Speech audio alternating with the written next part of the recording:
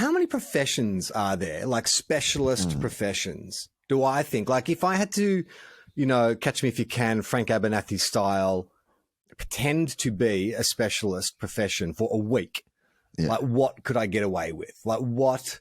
And so I guess, like, the framing of the question is like, what is a specialist profession? So I'm thinking something in which you require a qualification to do, like some kind of training or qualification. Well, you know that I'm a qualified masseuse, right? Like, you did that as part of your Triple J. Yeah, I did a course and got a qualification. Like, it took 2 days, essentially 2 days of training. And at the end of that, like, I think I could still, like, if somebody would come to me and they wouldn't be like, that's the best massage I've ever had in my entire life. But I think that if you walked away, they wouldn't go, that's a guy who, like, is impersonating a masseuse. They just go, okay, yeah, that was a masseuse. They might not have been the best massage I've ever had in my life, but I think I would be able to do a competent impersonation of it would be, I'd be able to get away with it. And I think that you, with a day's training, probably even half a day's training, would be able to learn enough to get away with it. No, let's merge like one of our favorites, Quantum Leap. Okay. Merge Quantum Leap. But the idea is not that you have the physique. So just say you get put into the body of the supermodel, like, it's still you. So we're gonna mix the Quantum Leap formula, but you just get, thank God you're here is more what it is. Okay, yeah, it's quantum. Thank God you're here. What a great concept, by the way. Like, the idea that somebody just pops like into another part of time, and then they just turn to them and say, "Thank God you're here."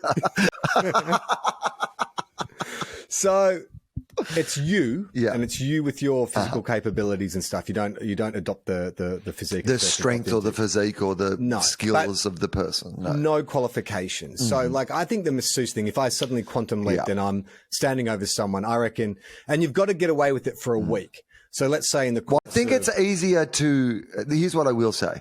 I think it's easier to pretend to do something that you've had done to you. So a massage, for example, I think because you've had it done to you, you could approximate at least the idea of how it's all meant to play out. Like, at least the stuff that happens in the room. Like, once you went out the door, like, once you took the towels out the door, you'd be fucked. Because you're like, I don't know where the laundry is. I'm not really sure what you're meant to do in this situation. Am I meant to wash the towels myself? Is there a basket? Whatever. But in the room where you've already been, I think you could fake that. Yeah, I think, though, where you might get tripped up is if someone comes in and they want hot stone therapy, because I'm like, I've had that done, but I don't know how hot to get this. I don't know how they heat the stones. I don't know how hot to get the stones. Like, I don't know all that kind of stuff. All right, here's another profession. I've actually made a list of things that if I got quantum leaped into. I think in that situation, you would just be like, oh, sorry, I'd love to give you hot stone therapy, but the thing we heat the stones with is broken today. Sorry, I'm really sorry about that. Well, that's all you have to do. Yeah. So, what's his offsider in Quantum Leap? The guy in the he can see the hologram. Al. That's right. Yes. Yeah. So he says, Will, you've got to just lay low for a week. You've just got to do this for a week. You can't get exposed, otherwise you lose. Okay. So, masseuse, do you think you could be a psychologist for a week? Yeah, easy. I'm a fucking ear. That's what I thought that I could do as well. All you could do is listen and just ask, like, questions vaguely related to what they've said. And what do you think that means? Yeah, exactly. Occasionally just take some notes, just write something on a piece of paper and just go, interesting. Yeah. Okay. So what if someone comes to you with again, to any psychologists who are out there, I don't think that I could, in a long-term sense, do the job of a psychologist we just have actually to get away help with it for a week. To get away, can I fake it for a week? Absolutely, I can. Fun. Yeah, okay. Into it. Tell me more. In fact, you just quit comedy altogether. Just Al's like, well, we can get you back to your own timeline now. No, I'm good. This is fun. The thing I would say about that is that, like, the more serious side of the psychologist thing would be if there is one of your patients who is in a truly desperate situation within that week. Because you could fake it with you and I coming in to bitch about being middle-aged and not understanding how life works. But if somebody's in like a life or death situation, but you could outsource to a colleague, right? You could do that thing of just going, you know what? I feel recommend. Yeah. But what if someone comes into you and they're like, they're suffering from paranoid delusions and they're convinced that no one is who they say they are? What are you doing then? I mean, look, dude. I think you're right. I'll level with you. I'm not even from this timeline. I'm not even a psychologist. There's a hologram that only I can see. This is a game show, a quantum game show. Okay, now this one, I think I would be like, I'd be. By the way, But really- like, just on this, because I'm so obsessed by the idea of Quantum Leap meets Thank God You're Here, because Working Dog, who are the company that make Thank God You're Here, are bringing it back. Celia Paccola is going to host it. Former Fofop guest Celia Paccola is going to host the new series. Imagine if James Cameron style, they've had Santo Cilauro and like Tom Gleisner working on new quantum technology for the very purpose of being able to reboot this show as like a quantum show. And then they just have comedians stepping into this machine and traveling through time. That'd be the best. Okay, I reckon I could get away working in a barbershop as a hairdresser. Oh, really? Yeah. I mean, here's the thing. It's going to be, I think it's going to be I don't know. diminished returns and the complaints are going to start piling up. Yeah. But I reckon, like, because I think most people are kind of polite. And so I think maybe 2 or 3 days I'd get away with it. Day 4, I reckon the first complaints start in. But I've only got to get to the end of the week. That Thursday, and then I can start doing stuff like that dude who told me he had the shakes. Oh, sorry, man. Like, I haven't had any lunch yet. You know, they want something really complicated. Otherwise, I'm just doing this. I'm just getting, and again, like Will said about psychology, I'm not disrespecting hairdressers out there. It's a specialized job. Right. Like in a long-term sense, you have to be good to get people to come back. But within 2 weeks, most people aren't coming back for a haircut within 2 weeks. So that's right. The time, okay. I was a bit skeptical about that, but when you've talked it through like that, I think you could get away with it for 2 weeks. You've just got to survive for 1 week. Yep. Okay, what about this one? And this is sort of different because I've had, a bit of exposure, but you're a cop. Suddenly I'm a cop. No. You don't think you get away with it? No. And the reason being very simple to me is that there's so many like official bits of being a cop that none of us see, like the working in the office part of being a cop.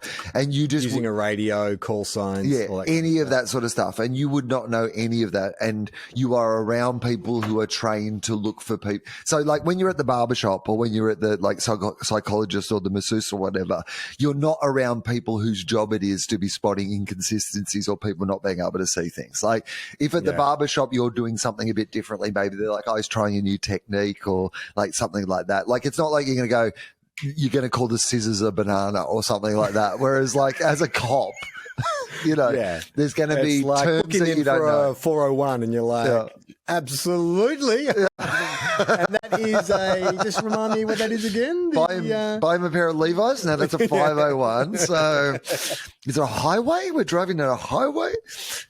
But I mean, I've done a ride along with cops when I was training for Blue Heelers. And like they like literally said to me, because we went to we did all these like not like checkups. Went to this all these like this. There was a hostel that we had to do a checkup because there was someone just been released there on this kind of stuff. And they said to me, we'll just refer to you as a detective if anyone asks what you're doing. You're just a detective. So I just hung around these guys as a plainclothes police officer while they went around and did all their checks and stuff. If they were all in on it, if everybody else was in on it, you could get away with it. But the situation where you're having to try to fool them as then you couldn't. If you're quantum leaped, to them you are a cop. Yeah, you're a cop, but they're not going to just cover up for the fact that you suddenly don't know everything. No, but you could sort of be like, so just say, you quantum leap and you're in the back of a patrol car with 2, constables. They're going out to do a checkup. And they're like, so Detective O'Malley, because you're Irish, clearly, because everything's a cliche.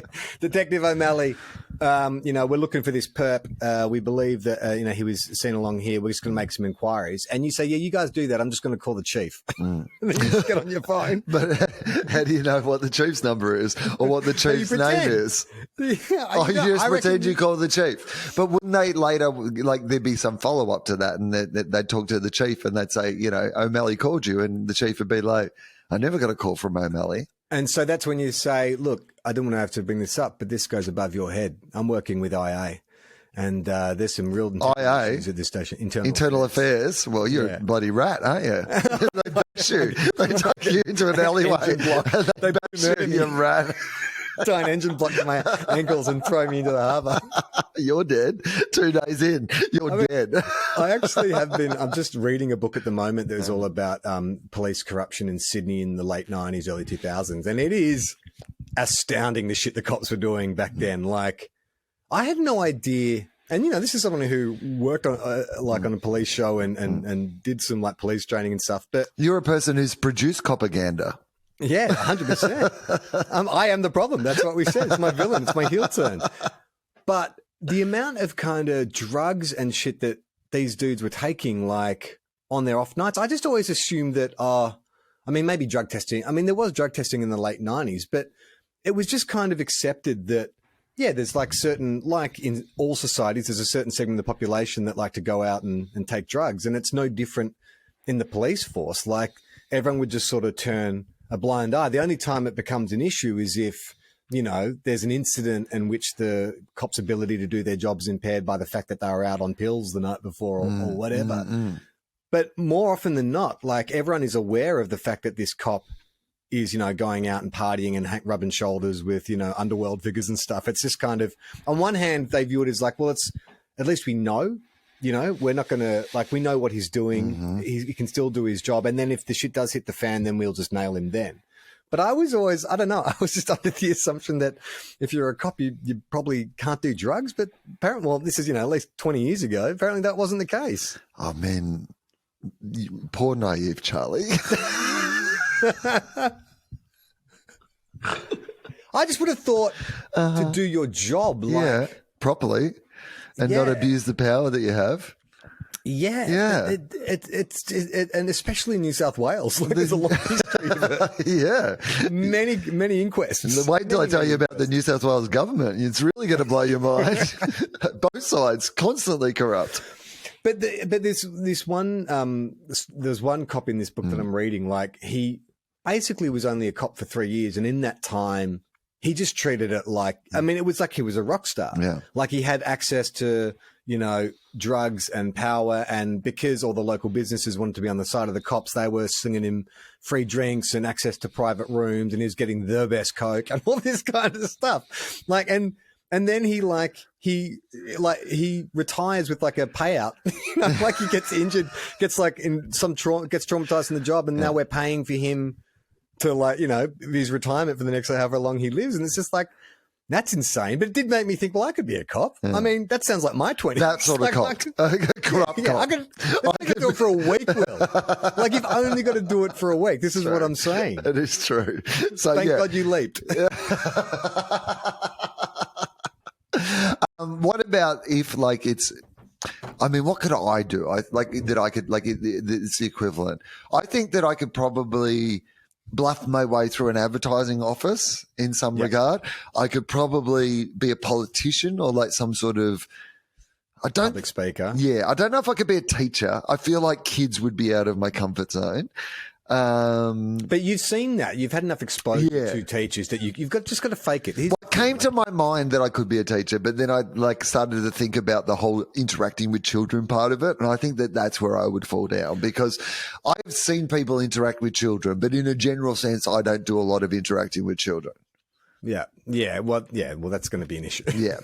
Again, as far as I know, good thing to say in your job interview when you get the job. As far as I know, there's no alcohol in the frother beer. I was told that by my father. So is that right? I can give them the frother beer? Now, at the risk of pissing off the dominant section of our audience. Yeah, doctors. Could I be a doctor? A GP. Not necessarily a surgeon or anything like that, but someone who's the first port of call. Because much like a psychologist, often when I go and see my GP, they just listen to what I say and then they come up with some suggestions. Sometimes they refer me to other specialists, which is, I think, a great out in this situation where someone comes in and says, "Oh, I get this weird clicking in my neck. Oh, I'm just going to refer you to a physiotherapist." We're going to have to do some tests, yeah. Yeah. We're going to do some tests. I'm going to just write you, go see a pathologist. We'll get some blood work done. Come back in a week. But how would you... come back in a week. How would you... but you wouldn't do any of that stuff, because I was going to say, how would you contact the pathologist or take the blood test or do any of that? But you... Well, again, this is one of those things where mostly we're just doing jobs where we can put stuff off for a week. Is that what we're saying? Pretty much. You're just going to get away with it for a week. Yeah. And so I reckon, my GP, I'll come in and I'll give my ailment. They'll open my file. They'll put my, details in. That brings up everything. But you wouldn't even know how to do that. That's the problem.